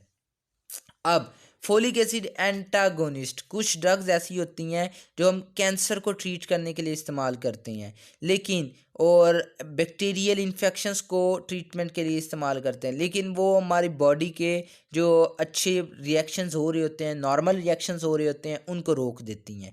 अब उनके अंदर एक सबसे जो ख़तरनाक ड्रग है वो मेथोट्रेक्सेट है। मेथोट्रेक्सेट एक बड़ी यूज़फुल ड्रग भी है, ये हम कैंसर को ट्रीटमेंट के लिए इस्तेमाल करते हैं, लेकिन ये फोलिक एसिड की डेफिशिएंसी कर देती है। क्यों कर देती है वो मैं आपको बताता हूँ। सल्फोनामाइड्स हैं, सल्फोनामाइड्स ड्रग्स हैं जो एंटीबैक्टीरियल हम इस्तेमाल करते हैं, ये हार्मफुल इफेक्ट ह्यूमंस में प्रोड्यूस नहीं करती।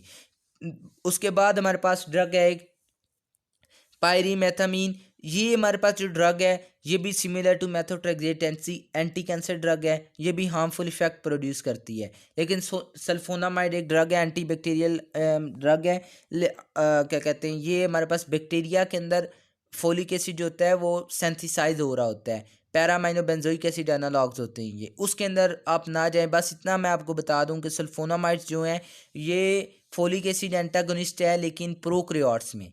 अब प्रोक्रियोट्स हम नहीं हैं, हमने ह्यूमन बींग्स का डिस्कस करना है, हम हैं यूक्रियोट्स। तो मेथोट्रेक्सेट, लेकिन हम देखें किसी पेशेंट को अगर बैक्टीरियल इन्फेक्शन हुआ है तो उसको सल्फोनामाइड एक ग्रुप ऑफ ड्रग्स है, अगर उसको सल्फोनामाइड रिलेटेड कोई ड्रग दे देंगे तो जाहिर बात है कि बैक्टीरिया के अंदर फोलिक एसिड जो है वो सेंथिसाइज हो रहा होता है, ठीक है, पैरामाइनोबेंजोइक एसिड से।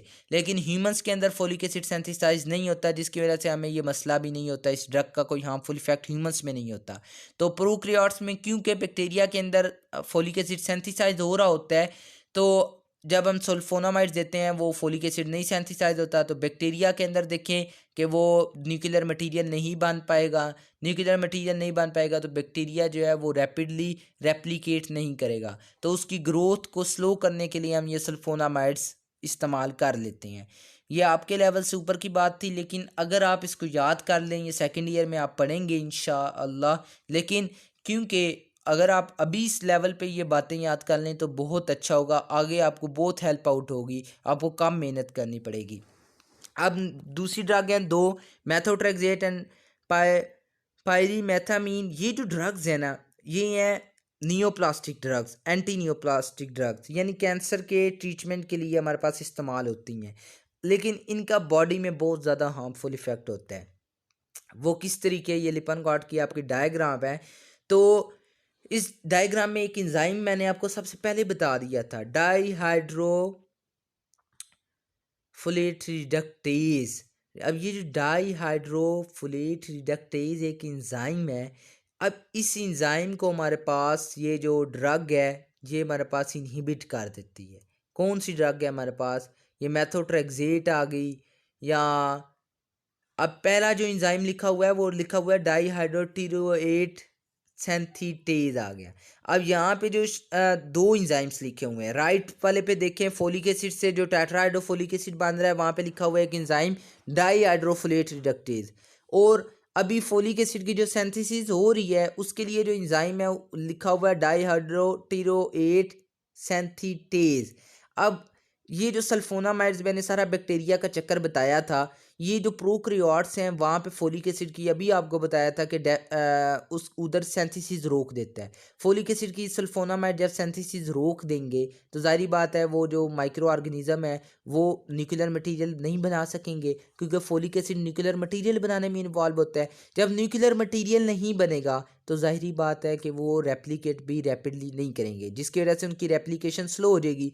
अब रेप्लिकेशन स्लो हुई तो जाहिर बात है हमारा बॉडी जो है उसको कवर अप कर लेगा बैक्टीरिया को। लेकिन आगे आप देखें, अब फोलिक एसिड ह्यूमंस के अंदर ये चक्कर नहीं है। ह्यूमंस के अंदर हम क्या कहते हैं कि ह्यूमंस के अंदर फोलिक एसिड हम डाइट के जरिए एज अ फोलिक एसिड ही लेते हैं, ठीक है। We are not the micro organism, we are not the prokaryotes, we are eukaryotes, so we and folic acid cannot synthesize in the human body, so folic acid we get the folic acid through diet। तो folic acid जो है वो tetrahydrofolic acid में convert होता है, वो आपको पहले ही पता है।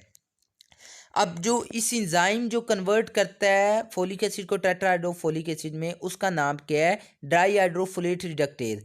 ये पायरीमेथामीन या हमारे पास मेथोट्रेक्सेट में आपको पीछे ड्रग्स दिखा रहा था, ये जो ड्रग्स हैं ये हमारे पास ह्यूमंस के अंदर इंटरेक्शन प्रोड्यूस करती हैं, हार्मफुल इफेक्ट्स प्रोड्यूस करती हैं। क्यों? बिकॉज ये इंजाइम को इनहिबिट कर देती हैं, डाईहाइड्रोफोलेट रिडक्टेज को, जिसकी वजह से टेट्राहाइड्रोफोलेट नहीं बन सकता। अब टेट्राहाइड्रोफोलेट ही वो फॉर्म है जो प्यूरिन की सिंथेसिस में, पायरीमिडीन की सिंथेसिस में, यहाँ पे मैथियोनिन एक अमाइनो एसिड है, सीजीन एक अमाइनो एसिड है, ग्लाइसिन एक अमाइनो एसिड है, उधर सिंथेसिस में इन्वॉल्व हो रहे होते हैं। सो इस वजह से हमारे पास क्या होता है कि ये जो प्यूरिन, पायरीमिडीन और अमाइनो एसिड सिंथेसिस नहीं होती तो नॉर्मल सेल की भी तो रेप्लिकेशन यार स्लो हो जाएगी ना। अब नॉर्मल सेल की जो फ़र्ज़ कर लो, आपने देखा होगा जिन पेशेंट को कीमोथेरेपी होती है, कीमोथेरेपिटिक पेशेंट होते हैं, उन वो गंजे हो जाते हैं। कभी सोचा है, ज़हन पे जोर दिया है यार वो गंजे क्यों हो जाते हैं? क्यों? बिकॉज ये जो हेयर फॉलिकल्स होते हैं ये रैपिडली डिवाइडिंग सेल्स की कैटेगरी में आते हैं। अब आपने कैंसर को की ग्रोथ को स्लो करने के लिए ये कीमोथेरेपी कर तो दी है। कीमोथेरेपी में क्या है, मेथोट्रेक्सेट या मेथामीन या कोई और ऐसी एंटी कैंसर ड्रग इस्तेमाल होती है जो डायडोफ्लेट रिडक्टेज को इनहिबिट कर देगी सिंपली। अब ये जब इस्तेमाल की, कैंसर की चलो ग्रोथ स्लो हो गई, लेकिन कैंसर के साथ साथ जो नॉर्मल हेल्दी सेल्स थे उनकी भी तो ग्रोथ स्लो हो गई। उसके अंदर एक मैंने आपको रैपिडली डिवाइडिंग सेल्स की बता दी है बात, हेयर फॉलिकल्स। अब जब हेयर फॉलिकल्स की ग्रोथ स्लो होगी तो जाहिर बात है कि जो कीमोथेरेपेटिक पेशेंट है उसके बाल गिरना स्टार्ट हो जाएंगे, वो बाल्ड हो जाएगा, वो गंजा हो जाएगा। तो गंजे होने की क्या वजह है? ये एंटी कैंसर ड्रग्स जो होती हैं, ये कीमोथेरेपी जो होती है, ये उस पेशेंट की ड्रग के हार्मफुल इफेक्ट की वजह से हमारे पास क्या होता है कि वो गंजा हो जाता है, या उसके बाल कम हो जाते हैं, बाल गिरने लग जाते हैं। अब बॉडी में और जगह भी बहुत ज़्यादा रैपिडली डिवीजन हो रही है, सच एज बोन मैरो, आपका, आपके स्किन के सेल्स, आपके हेयर फॉलिकल्स, आपका इम्यून सिस्टम, आपका गैस्ट्रोइंटेस्टाइनल ट्रैक्ट, तो इन जो रैपिडली डिवाइडिंग सेल्स हैं उनकी भी डिवीजन अल्टर्ड हो जाती है। अब उनकी डिवीजन अल्टर्ड होने की वजह से हार्मफुल इफेक्ट्स आते हैं, सच एज हेयर फॉलिकल से रिलेटेड। कैंसर का पेशेंट जिसे कीमोथेरेपी लग रही है वो गंजा हो जाएगा, उसकी स्किन जो है वो स्केली सारी स्किन हो जाएगी, स्किन उसकी ख़राब हो जाएगी, उसकी इम्यूनिटी कम हो जाएगी, उसका बोन मैरो एप्लेजिया हो जाएगा। फिर हमारे पास और मैंने क्या बताया है, एक हेयर फॉलिकल्स का बताया है, इम्यून सिस्टम इम्यूनो डेफिशिएंसी हो जाएगी। हाँ, गैस्ट्रो इंटेस्टाइनल ट्रैक्ट, उसको gastro intestinal tract related problems आएंगे, अल्सर्स डेवलप होने का उस पेशेंट के अंदर ज़्यादा चांस है। सो ये हार्मफुल इफेक्ट्स फ़ायदे के साथ साथ you must remember the advantage with the possible disadvantage of the drug. Whenever you study the drug in the pharmacology, you see that you first of all see the advantage of drug, then you will see the disadvantage of the drug. So methotrexate have the advantage that it reduces the growth of the tumor, but it also reduces the growth of the normal cells of the body. So what happens, harmful effects are produced. ये बातें आपने याद करनी है, ठीक है, ये बहुत ज़्यादा इम्पोर्टेंट बातें हैं। अब ये देखें कि ये जो मेथोट्रेक्सेट है ये psoriasis, rheumatoid arthritis and neoplastic disease, ये हमारे पास डिफरेंट स्किन कैंसर है और कैंसर्स हैं डिफरेंट किस्म के, जिसके ट्रीटमेंट के लिए हमारे पास ये ड्रग इस्तेमाल होती है। एक और बात, आपकी बुक में लिखा हुआ होगा फोलेट ट्रैप हाइपोथेसिस। फोलेट का यानी फोलिक एसिड, ट्रैप मतलब जाल, हाइपोथेसिस एक फोलिक एसिड जो होता है बॉडी में हम ले रहे हैं, डाइट में ले रहे हैं बॉडी में नॉर्मल अमाउंट में, लेकिन फिर भी इसकी डेफिशिएंसी हो जाती है। इस कंसेप्ट को कहते हैं फोलेट ट्रैप हाइपोथेसिस।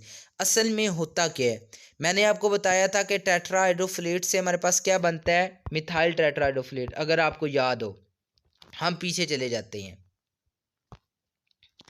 यहाँ पे ये डायग्राम देखें, N5 N10 ये तीसरे नंबर वाली, अगर तीसरे पे आ जाए आप, ये form of 1 carbon donor produce, तो आपको नज़र आएगा कि मिथाइल टेट्राहाइड्रोफोलेट जो है ये विटामिन B12 को अपना मिथाइल ग्रुप देता है और किसके अंदर कन्वर्ट हो जाता है हमारे पास, मिथाइल कोबालामीन में। देखें ज़रा दोबारा तीसरे नंबर पे आ जाएं आप, तो देखें N5 मिथाइल टेट्राहाइड्रोफोलेट अपना रेसिपिएंट कौन है, जो एक्सेप्टर है वो कौन है, विटामिन B12, उसको हमारे पास देता है मिथाइल ग्रुप और कन्वर्ट कर देता है कोबालामीन को मिथाइल कोबालामीन में। ये यहाँ तक बात आपको समझ आ गई। अब आगे आ जाए, ये तो हम पहले डिस्कस कर चुके हैं। अब देखें ये जो मिथाइल टेट्राहाइड्रोफोलेट है इसने अपना मिथाइल ग्रुप किसको दे दिया, कोबालामीन को, और कोबालामीन किस में चेंज हो गई, मिथाइल कोबालामीन में। ये मैं आपको फर्स्ट स्लाइड से बताता आ रहा हूँ कि folic acid is involve in the conversion of the cobalamin into the methyl cobalamin. अब आपने देख भी लिया है कि मिथाइल टेट्राहाइड्रोफोलेट जो है it's donates its methyl group to the cobalamin and involve in the synthesis of the methyl cobalamin. अब ये मिथाइल टेट्राहाइड्रोफोलेट है, इसने अपना मिथाइल ग्रुप दे दिया तो दोबारा किस में कन्वर्ट हो जाएगा, टेट्राहाइड्रोफोलेट में कन्वर्ट हो जाएगा। अब ये तो हो गया नॉर्मल कंसेप्ट आपका। अगर फ़र्ज़ कर लें कि अगर if there is a deficiency of the vitamin B12, अब देखें फोलेट ट्रैप हाइपोथेसिस क्या है। अब N5 सबसे नीचे देखें राइट के ऊपर, N5 मिथाइल टेट्राहाइड्रोफोलेट जो था नॉर्मल, पहले देख लें, ये अपना मिथाइल ग्रुप किसको डोनेट कर देता है, कोबालामीन को, और क्या बन जाता है, मिथाइल कोबालामीन। ये आपको बात बड़ी अच्छी तरीके से समझ आ गई। अब मिथाइल कोबालामीन जो है ना ये अपना मिथाइल ग्रुप दे देता है होमोसिस्टीन को, और वो होमोसिस्टीन किस में कन्वर्ट हो जाता है, मैथियोनिन में, with the help of the enzyme known as methionine synthase. और मिथाइल कोबालामीन दोबारा किस में आ जाता है, कोबालामीन में कन्वर्ट हो जाता है। अब कोबालामीन दोबारा यही रिएक्शन चलता रहता है, वो मिथाइल ग्रुप एक्सेप्ट करता है टेट्राहाइड्रोफोलेट से और कन्वर्ट हो जाता है मिथाइल कोबालामीन में। अगेन वो अपना मिथाइल ग्रुप जो है वो डोनेट कर देता है होमोसिस्टीन को, और मैथियोनिन की सिंथेसिस हो जाती है। सो इस डायग्राम से आपको 4-5 चीज़ें पता लग रही हैं। अब आपको पता लग गया कि होमोसिस्टीन किस तरीके मैथियोनिन में कन्वर्ट होता है, पहले मैंने नहीं बताया था सही तरीके से, लेकिन इस डायग्राम की मदद से आपको वो भी पता लग गया कि होमोसिस्टीन मैथियोनिन में किस तरीके कन्वर्ट होता है। Homocysteine with the help of the enzyme known as methionine synthase it accepts the methyl group from the methylcobalamin, and methylcobalamin donates its methyl group to the homocysteine and it will convert it into the methionine. अब methyl कोबालामीन ने क्योंकि methyl group दे दिया है तो methyl group उससे हटा दें तो क्या बन जाएगा, कोबालामीन बन जाएगा। अब कोबालामीन ने दोबारा भी तो चेंज होना ही है मिथाइल कोबालामीन में, क्यों, मिथाइल कोबालामीन ही ऐसी फॉर्म है जो मैथियोनिन की सिंथेसिस में इन्वॉल्व होती है, खाली कोबालामीन नहीं इन्वॉल्व हो सकता। सो क्या होता है हमारे पास कि N5 मिथाइल टेट्राहाइड्रोफोलेट जो है वो मिथाइल ग्रुप डोनेट करता है कोबालामीन को और मिथाइल कोबालामीन बन जाता है। लेकिन अगर देखें विटामिन B12 की डेफिशिएंसी हो तो क्या N5 मिथाइल टेट्राहाइड्रोफोलेट का ये जो मिथाइल ग्रुप है ये ट्रांसफ़र हो सकेगा कोबालामीन को? The answer is no. So what happens, tetrahydrofolate जो है पीछे से चेंज होता रहेगा N5 मिथाइल टेट्राहाइड्रोफोलेट में, लेकिन N5 मिथाइल टेट्राहाइड्रोफोलेट आगे किसी काम का नहीं। हमारे पास होगा क्या, N5 मिथाइल टेट्राहाइड्रोफोलेट बॉडी में कम्युलेट होने लग जाएगा, बॉडी में इस ये जो फॉर्म है मिथाइल टेट्राहाइड्रोफोलेट ये कम्युलेट होने लग जाएगी। टेट्राहाइड्रोफोलेट जो एक्टिव फॉर्म है विटामिन B9 की वो हमारे पास डेफिशिएंट होने लग जाएगी। सो अगर बेशक आप ग्रीन लीफी वेजिटेबल्स खा रहे हैं, बेशक आप क्या कहते हैं आपकी नॉर्मल रिकमेंडेड डाइटरी अलाउंस के मुताबिक फोलिक एसिड ले रहे हैं, अगर आपने विटामिन B12 भी नॉर्मल अमाउंट में ना लिया सो what happens, vitamin B9 deficient हो जाएगा। इस हाइपोथेसिस को कहते हैं फोलेट ट्रैप हाइपोथेसिस। क्यों, क्योंकि देखें मैंने आपको मैकेनिज्म समझा दिया है कि मिथाइल टेट्राहाइड्रोफोलेट का बॉडी में और कोई काम नहीं, इसका एक ही काम है कि ये मिथाइल कोबालामीन को कन्वर्ट कर देता है मिथाइल कोबालामीन में। अगर डेफिशिएंसी होगी या कोबालामीन की तो मिथाइल टेट्राहाइड्रोफोलेट हमारे किसी काम का नहीं, ये बॉडी में कम्युलेट होता रहेगा। अब देखें बॉडी सिग्नल भेजेगा यार होमोसिस्टीन को मैथियोनिन में कन्वर्ट करना है। होमोसिस्टीन बड़ा ख़तरनाक मॉलिक्यूल है, ये हाइपरटेंशन डेवलप कर देगा, थीरोस्क्लेरोसिस कर देगा, मायोकार्डियल इन्फॉक्शन में इन्वॉल्व होता है। तो इसको जनाब कन्वर्ट करो मैथियोनिन में, बॉडी सिग्नल देगी, टेट्राहाइड्रोफोलेट कन्वर्ट हो जाएगा मिथाइल टेट्राहाइड्रोफोलेट में, लेकिन मिथाइल टेट्राहाइड्रोफोलेट आगे कोबालामीन की डेफिशिएंसी है क्योंकि तो वो आगे किसी फॉर्म में यूज़ अप नहीं होगा। सो बॉडी में मिथाइल टेट्राहाइड्रोफोलेट के लेवल ज़्यादा होंगे लेकिन टेट्राहाइड्रोफोलिक एसिड की डेफिशिएंसी हो जाएगी। तो इस हाइपोथेसिस को कहते हैं फोलेट ट्रैप हाइपोथेसिस के फोलिक एसिड हमारे पास नॉर्मल अमाउंट में हम ले रहे हैं, लेकिन क्योंकि डेफिशिएंसी है विटामिन B12 की तो फोलेट जो है या फोलिक एसिड है वो ट्रैप हो गया है। This hypothesis is known as folate trap hypothesis. So अगर एक पेशेंट वेजिटेरियन है, सिर्फ वेजिटेबल्स ही खाता है, मैंने आपको शुरू के अंदर दिखाया था कि वेजिटेबल्स जो है are the green leafy vegetables are the chief sources of vitamin B9। अब जो विटामिन B12 है वो हमारे पास आपने याद रखना है सिर्फ मीट एनिमल सोर्सेज में होता है और फोलिक एसिड सिर्फ प्लांट सोर्सेज में होता है। अब ग्रीन लीफी वेजिटेबल्स का आपसे पूछ ले तो आपके सामने स्पाइनच रखी हुई है ये, और ब्रोकली रखी हुई है, और हमारे पास ड्रम स्टिक के लीव्स आपको इस पिक्चर में नज़र आ रहे हैं, पल्सीज आपको नज़र आ रही हैं और आपको जूसेस नज़र आ रहे हैं। सो ग्रीन लीफी वेजिटेबल्स के अंदर स्पाइनच, ब्रोकली, कॉलीफ्लावर, ये बहुत ज़्यादा अमाउंट के अंदर in these vegetables folic acid अगर इन द कंसनट्रेटेड फॉर्म। सो अगर कोई बंदा वेजिटेरियन ही है, वो गोश्त नहीं खाता, तो उसको फोलिक एसिड तो मिल जाएगा लेकिन उसको विटामिन B12 नहीं मिलेगा। और विटामिन B12 नहीं मिलेगा तो बेशक वो फोलिक एसिड लेता रहे लेकिन फिर भी फोलिक एसिड की डेफिशिएंसी हो जाएगी। वो क्यों होगी, ये फोलेट ट्रैप हाइपोथेसिस मैंने आपको समझा दी है, इसकी वजह से होगी। Thank you very much. Hope you will understood well. Thanks very much.